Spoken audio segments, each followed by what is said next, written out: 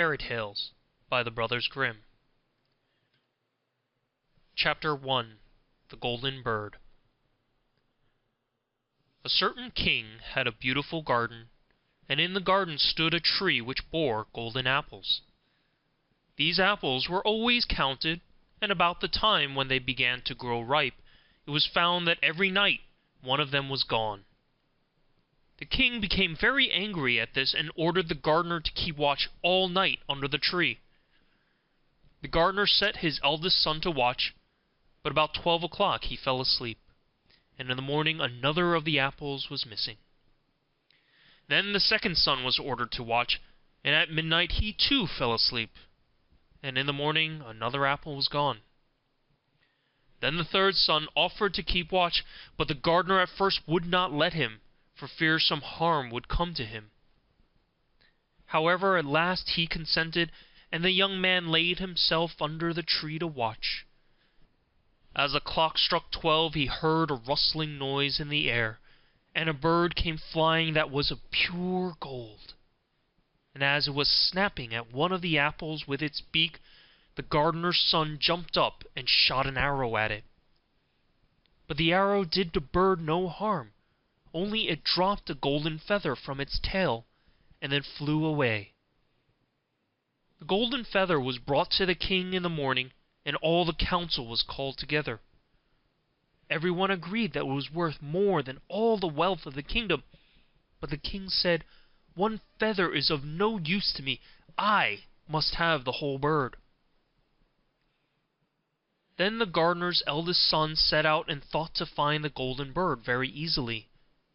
And when he had gone but a little way, he came to a wood, and by the side of the wood he saw a fox sitting. So he took his bow and made ready to shoot at it. Then the fox said, "Do not shoot me, for I will give you good counsel. I know what your business is, and that you want to find the golden bird. You will reach a village in the evening, and when you get there you will see two inns opposite each other, one of which is very pleasant and beautiful to look at. Go not in there, but rest for the night in the other, though it may appear to you to be very poor and mean." But the son thought to himself, "What can such a beast as this know about the matter?" So he shot his arrow at the fox, but he missed it, and it set up its tail above its back and ran into the wood. Then he went his way, and in the evening came to the village where the two inns were. And in one of these were people singing and dancing and feasting, but the other looked very dirty and poor.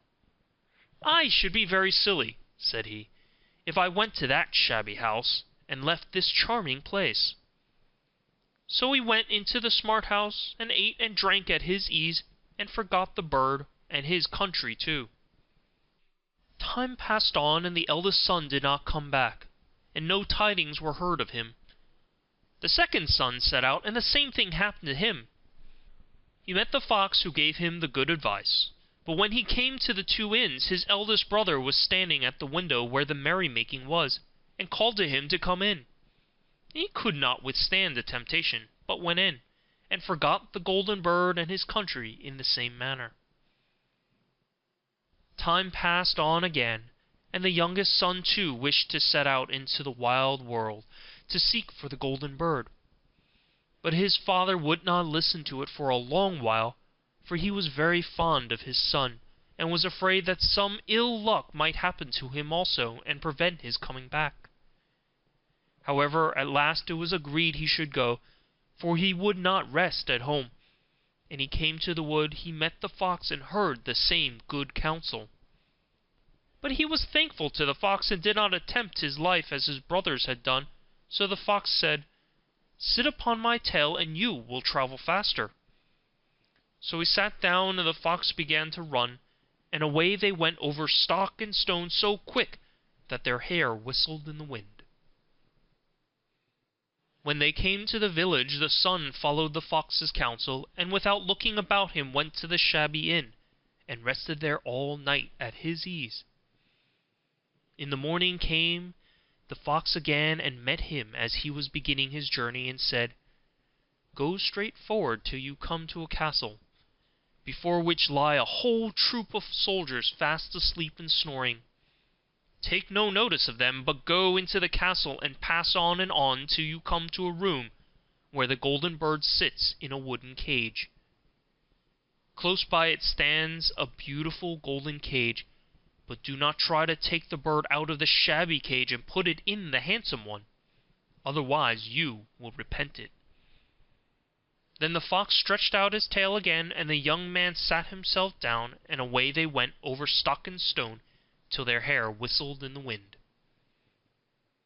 Before the castle gate all was as the fox had said, so the son went in and found the chamber where the golden bird hung in a wooden cage, and below stood the golden cage, and the 3 golden apples that had been lost lying close by it. Then thought he to himself, "It will be a very droll thing to bring away such a fine bird in this shabby cage." So he opened the door and took hold of it, and put it in the golden cage. But the bird set up such a loud scream that all the soldiers awoke, and they took him prisoner and carried him before the king. The next morning the court sat to judge him, and when all was heard, it sentenced him to die, unless he could bring the king the golden horse, which could run as swiftly as the wind. And if he did this, he was to have the golden bird given him for his own. So he set out once more on his journey, sighing and in great despair, when on a sudden his friend the fox met him, and said, "You see now what has happened on account of you not listening to my counsel. I will still, however, tell you how to find the golden horse, if you will do as I bid you. You must go straight on till you come to the castle where the horse stands in his stall. By his side will lie the groom fast asleep and snoring. Take away the horse quietly, but be sure to put the old leathern saddle upon him, and not the golden one that is close by it." Then the son sat down on the fox's tail, and away they went over stock and stone till their hair whistled in the wind. All went right, and the groom lay snoring with his hand upon the golden saddle. But when the son looked at the horse, he thought it a great pity to put the leather saddle upon it. "I will give him the good one," said he. "I am sure he deserves it." As he took up the golden saddle, the groom awoke and cried out so loud that the guards ran in and took him prisoner. And in the morning he again was brought before the court to be judged, and was sentenced to die. But it was agreed that if he could bring thither the beautiful princess, he should live, and have the bird and the horse given him for his own. Then he went his very way sorrowful, but the old fox came and said, "Why did you not listen to me? If you had, you would have carried away both the bird and the horse. Yet will I once more give you counsel. Go straight on, and in the evening you will arrive at a castle. At 12 o'clock at night the princess goes to the bathing house. Go up to her and give her a kiss, and she will let you lead her away. But take care you do not suffer her to go and take leave of her father and mother." Then the fox stretched out his tail, and so away they went over stock and stone till their hair whistled again. As they came to the castle, all was as the fox had said, and at 12 o'clock the young man met the princess going to the bath, and gave her the kiss, and she agreed to run away with him, but begged with many tears that he would let her take leave of her father. At first he refused, but she wept still more and more, and fell at his feet, till at last he consented. But the moment she came to her father's house, the guard awoke, and he was taken prisoner again. Then he was brought before the king, and the king said, "You shall never have my daughter, unless in 8 days you dig away the hill that stops the view from my window." Now this hill was so big that the whole world could not take it away. And when he had worked for 7 days, and had done very little, the fox came and said, Lie down and go to sleep. I will work for you." And in the morning he awoke, and the hill was gone. So he went merrily to the king, and told him that now that it was removed, he must give him the princess. Then the king was obliged to keep his word, and away went the young man and the princess. And the fox came and said to him, "We will have all three, the princess, the horse, and the bird." "Ah," said the young man, "that would be a great thing, but how can you contrive it?" "If you would only listen," said the fox, "it can be done. When you come to the king and he asks for the beautiful princess, you must say, 'Here she is,' then he will be very joyful, and you will mount the golden horse that they are to give you. Put out your hand and take leave of them, but shake hands with the princess last. Then lift her quickly to the horse behind you, clap your spurs to his side, and gallop away as fast as you can." All went right. Then the fox said, "When you come to the castle where the bird is, I will stay with the princess at the door, and you will ride in and speak to the king. And when he sees that it is the right horse, he will bring out the bird. But you must sit still, and say that you want to look at it to see whether it is the true golden bird. And when you get it in your hand, ride away." This too happened as the fox said. They carried off the bird, and the princess mounted again, and they rode on to a great wood. Then the fox came and said, "Pray kill me, and cut off my head and my feet." But the young man refused to do it, so the fox said, "I will at any rate give you good counsel. Beware of two things: ransom no one from the gallows, and sit down by the side of no river." Then away he went. "Well," thought the young man, "it is no hard matter to keep that advice." He rode on with the princess till at last he came to the village where he had left his two brothers, and there he heard a great noise and uproar. And when he asked what was the matter, the people said, "Two men are going to be hanged." As he came nearer, he saw that the two men were his brothers, who had turned robbers. So he said, "Cannot they in any way be saved?"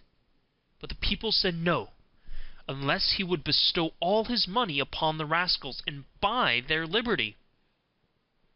Then he did not stay to think about the matter, but paid what was asked, and his brothers were given up, and went on with him towards their home. And as they came to the wood where the fox first met them, it was so cool and pleasant that the two brothers said, "Let us sit down by the side of the river and rest a while to eat and drink."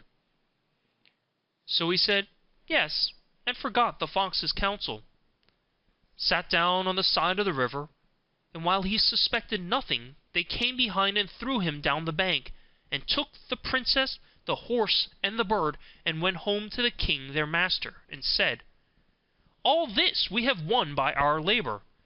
Then there was great rejoicing made, but the horse would not eat, the bird would not sing, and the princess wept. The youngest son fell to the bottom of the river's bed. Luckily it was nearly dry, but his bones were almost broken, and the bank was so steep that he could find no way to get out. Then the old fox came once more, and scolded him for not following his advice, otherwise no evil would have befallen him. "Yet," he said, "I cannot leave you here, so lay hold of my tail, and hold fast." Then he pulled him out of the river, and said to him as he got upon the bank, "Your brothers have set watch to kill you, if they find you in the kingdom." So he dressed himself as a poor man, and came secretly to the king's court, and was scarcely within the doors when the horse began to eat, and the bird to sing, and the princess left off weeping. Then he came to the king, and told him all his brothers' roguery, and they were seized and punished, and he had the princess given to him again, and after the king's death he was heir to his kingdom. A long while after, he went to walk one day in the wood, and the old fox met him, and besought him with tears in his eyes to kill him, and cut off his head and feet. And at last he did so, and in a moment the fox was changed into a man, and turned out to be the brother of the princess, who had been lost a great many years. End of chapter 1.